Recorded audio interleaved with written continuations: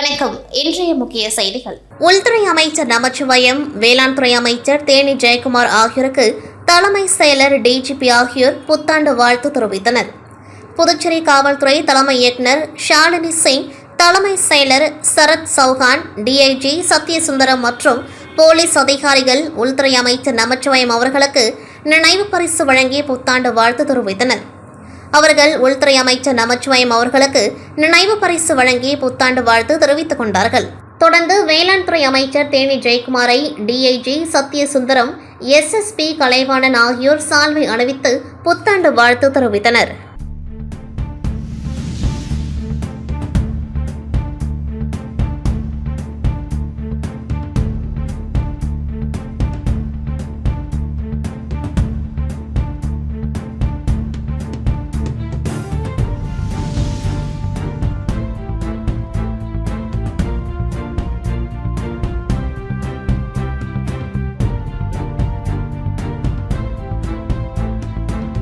புதுச்சேரி மாநில பாஜக அமைப்பு தேர்தல் தொடர்பான ஆலோசனைக் கூட்டம் புதுச்சேரி மாநில பாஜக தலைமை அலுவலகத்தில் நடைபெற்றது. பாஜக தேசிய மகளிர் அணி தலைவி வானதி ஸ்ரீனிவாசன் தலைமையில் நடைபெற்ற கூட்டத்தில் நிர்வாகிகள் பலர் கலந்து கொண்டார்கள். இதனையடுத்து செய்தியாளர்களை சந்தித்த வானதி ஸ்ரீனிவாசன், அண்ணா பல்கலைக்கழக மாணவி விவகாரத்தில் ஜனநாயக முறைப்படி போராடுவதற்கான உரிமையை கூட தமிழக அரசு மறுக்கின்றது. பெண் உரிமை திராவிடர் மாடல் என கூறும் அரசு பெண்ணுக்கு எதிரான நடைபெற்ற வன்கொடுமையை எதிர்த்து போராடக்கூட உரிமையை வழங்கவில்லை. இந்நிலையில் மதுரையில் பாஜக மகளிர் அணி சார்பில் நடைபெற இருந்த பேரணிக்கு அனுமதி மறுத்து பேரணிக்கு தலைமையேற்ற தேசிய செய்தி தொடர்பாளர் குஷ்பு கைது செய்யப்பட்டுள்ளார். திமுக அரசின் இந்த ஜனநாயக விரோத செயலை வன்மையாக கண்டிப்பதாகவும் இவ்விவகாரம் தொடர்பாக நாளை தமிழக ஆளுநரை சந்திக்க உள்ளதாக தெரிவித்தார். ஃபென்டல் புயலால் பாதிக்கப்பட்ட புதுச்சேரிக்கு மத்திய அரசு இதுவரை எந்த ஒரு நிவாரணத் தொகையும் வழங்கவில்லை என செய்தியாளர்கள் கேட்டதற்கு இதுகுறித்து சம்பந்தப்பட்ட அதிகாரிகளுக்கு தெரிவிப்பதாக கூறி புறப்பட்டார். புதுச்சேரி அடுத்துள்ள விழுப்புரம் மாவட்டம் கீழ்புத்துப்பட்டு இலங்கை தமிழர் மறுவாழ்வு மையத்தில் சேர்ந்த விஜயகுமார், புவனேஸ்வரி தம்பதியரின் மகன் பிரேம்குமார் 12ஆம் வகுப்பு படித்தவர். மேல் படிப்பு படிக்க முடியாமல் பெயிண்டராக பணியாற்றி வந்தார். கடந்த 31ஆம் தேதி புத்தாண்டு கொண்டாட புதுச்சேரிக்கு சென்றவர் இருசக்கர வாகனத்தில் வரும்பொழுது புதுச்சேரி பல்கலைக்கழகம் அருகே தவறி விழுந்தார். தலையில் காயங்களுடன் அருகில் உள்ள காலாப்பட்டு தனியார் மருத்துவமனையில் சேர்க்கப்பட்டார். அவர் மூளை சாவடைந்தார். அவர் பிழைக்க வாய்ப்பில்லை என மருத்துவர்கள் தெரிவித்ததைத் தொடர்ந்து மூலகுளத்தில் உள்ள ஈஸ்கோஸ் தனியார் மருத்துவமனைக்கு கொண்டுவரப்பட்டார். அங்கு மருத்துவர்கள் அவரது மூளை சாவை உறுதி செய்ததைத் தொடர்ந்து அவரது உடல் உறுப்புகளை தானம் செய்ய பெற்றோர் சம்மதம் தெரிவித்தனர். தனது மகன் இறந்தாலும் அவனது உறுப்புகள் மூலம் 5 பேர் உயிருடன் வாழ்வது மிக சிறந்தது. இதேபோல் மற்றவர்களும் உடல் தானம் செய்ய வேண்டும் என கேட்டுக்கொண்டார். விபத்துக்கு முக்கிய காரணம் தலைக்கவசம் அணியாமல் சென்றதுதான். அனைவரும் தயவு செய்து தலைக்கவசம் அணிந்து செல்லுங்கள் என கண்ணீர் மல்க விஜயகுமார் கோரிக்கை வைத்தார். இதன் அடிப்படையில் பிரேம்குமாரின் கிட்னி அரசு மருத்துவமனை ஒன்றுக்கும் தனியார் மருத்துவமனை ஒன்றுக்கும் அனுப்பப்பட்டது. சென்னை மற்றும் ஹைதராபாத்திற்கு இதயம் மற்றும் நுரையீரல் ஆகியவை அனுப்பப்படுகின்றது. இதன் மூலம் 5 பேர் பயனடைந்துள்ளனர். இதுபோன்ற சம்பவம் புதுச்சேரி மருத்துவ வரலாற்றில் முதல் முறையாக நடைபெற்றிருப்பதாக ஈஸ்கோஸ் மருத்துவமனை தலைவர் டாக்டர் முருகேசன் தெரிவித்தார். மூளைசாவு அடைந்தவரின் உடல் உறுப்புகள் 5 ஆம்புலன்ஸ்கள் மூலம் போலீஸ் பாதுகாப்புடன் கொண்டு செல்லப்பட்டது. இதனால் மருத்துவமனை வளாகம் சைலண்ட் சத்தத்துடன் பரபரப்பாக காணப்பட்டது. புதுச்சேரியில் பெட்ரோல் டீசல் மீதான வாட் வரி உயர்த்தப்பட்டதால் பெட்ரோல் டீசலுக்கு 2 ரூபாய் அதிகரித்து இந்த விலை உயர்வு புத்தாண்டு நள்ளிரவிலிருந்து அமலுக்கு வந்துள்ளது. இந்த விலை உயர்வுக்கு பொதுமக்கள் மற்றும் அரசியல் கட்சிகள் உள்ளிட்ட பல்வேறு தரப்பினர் எதிர்ப்பு தெரிவித்துள்ளனர். இந்நிலையில் ஆளும் பாஜக என்ஆர் காங்கிரஸ் அரசு கடந்த 2 மாதங்களுக்கு முன் மின் கட்டணத்தை உயர்த்திய நிலையில் டிசம்பர் மாத தொடக்கத்திலேயே பஸ் கட்டணத்தை உயர்த்தியது. இந்நிலையில் பெட்ரோல் டீசல் விலையும் உயர்ந்துள்ளது. பொதுமக்களிடையே கடும் அதிருப்தி ஏற்படுத்தியுள்ளது. தொடர்ந்து மக்களின் அத்தியாவசிய தேவைகளுக்கு விலை உயர்வு அறிவித்து வரும் ஆளும் அரசுக்கு புதுச்சேரியில் எதிர்ப்புகள் வலுத்தோறும் நிலையில் இன்று இந்திய ஜனநாயக வாலிபர் சங்கம் சார்பில் பெட்ரோல் உயர்வை திரும்பப் பெற வலியுறுத்தி வாகனங்களை கயிறு கட்டி இழுக்கும் நூதன போராட்டம் காமராஜர் சாலை 45 அடி ரோட் சந்திப்பிலிருந்து சுமார் 20க்கும் மேற்பட்டோர் வாகனங்களை கயிறு கட்டி ராஜா திரையரங்கம் வரை இழுத்து சென்றனர்.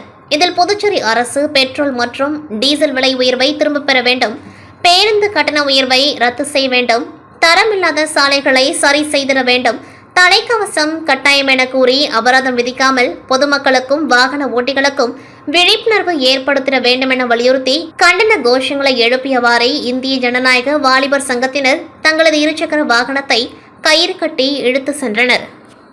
தமிழக முதலமைச்சர் மு க ஸ்டாலின் அரசுமுறை பயணமாக கடந்த 30, 31 தேதிகளில் கன்னியாகுமரியில் நடந்த அரசு விழாவில் பங்கேற்ற விழா மேடையில் கன்னியாகுமரி சிறப்பு நிலை பேரூராட்சி நகராட்சியாக தரம் உயர்த்தப்படும் என அறிவித்ததோடு அதற்குரிய அரசாணையும் நேற்று வெளியிடப்பட்டது. இதற்கு கடற்கரை கிராம மக்கள் எதிர்ப்பு தெரிவித்து வருகின்றனர். அதன் ஒரு பகுதியாக இன்று நாகர்கோவிலில் ஆட்சியர் அலுவலகத்தில் கன்னியாகுமரி சின்னமுட்டம் பங்கு பேரவை நிர்வாகிகள் மற்றும் மாவட்ட கடலோர அமைதி மற்றும் வளர்ச்சி மைய இயக்குநர் அருட்பணியாளர்கள் டன்ஸ்டன் தலைமையில் கோரிக்கை மனு அளித்தனர். அதில் ஒரு பேரூராட்சி நகராட்சியாக தரம் உயர்த்தும் பொழுது வீட்டு வரி, மின் கட்டணம், குடிநீர் வரி, சொத்து வரி உள்ளிட்ட அனைத்து வரிகளும் நகராட்சியின் தரத்திற்கு உயர்த்தப்படும். ஆனால் இந்த பேரூராட்சிக்குட்பட்ட பகுதியில் அதிகமாக மீனவர்கள் தான் வாழ்ந்து வருகின்றனர். மீன்பிடி தொழில் செய்துதான் பிழைப்பு நடத்தி வருகின்றனர். ஏற்கனவே பேரூராட்சி கட்ட வேண்டிய வரிகளை கூட கட்ட திண்டாடி வருகின்றனர். மேலும் நகராட்சியாக உயர்த்தும் பொழுது மீனவர்களின் வாழ்வாதாரம் மிகவும் பாதிக்கப்படும்.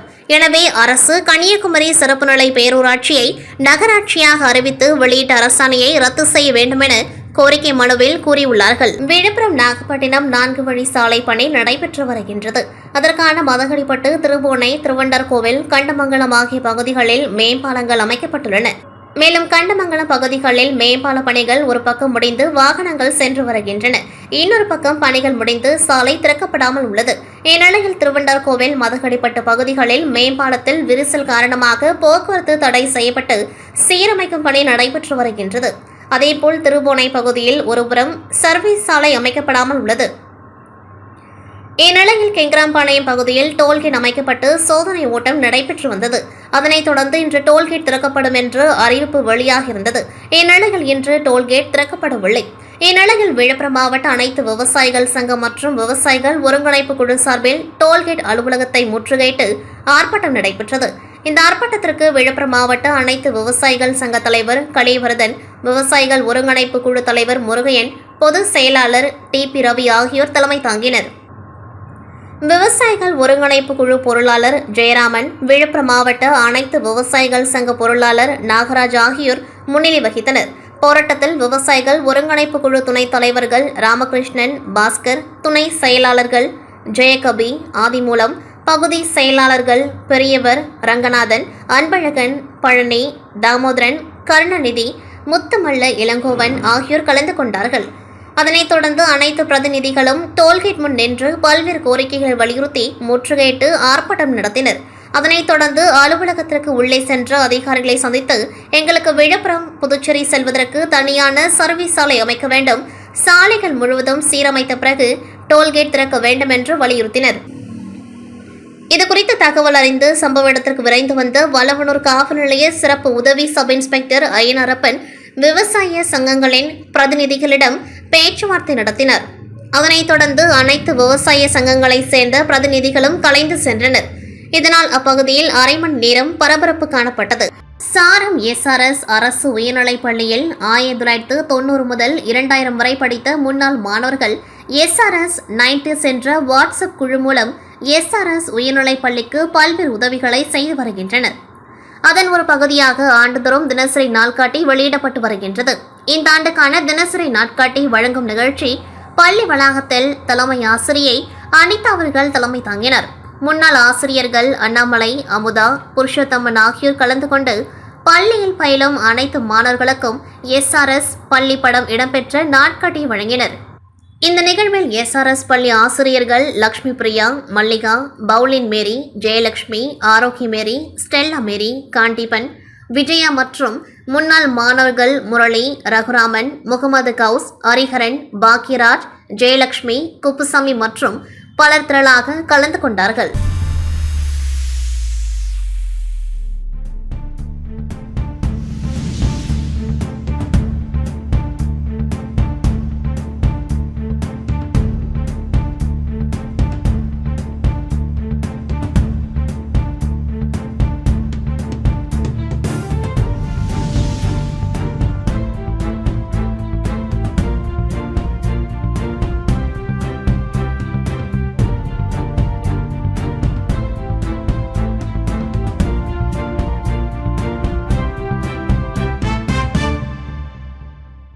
இத்துடன் செய்திகள் நிறைவடைகின்றது. நன்றி, வணக்கம்.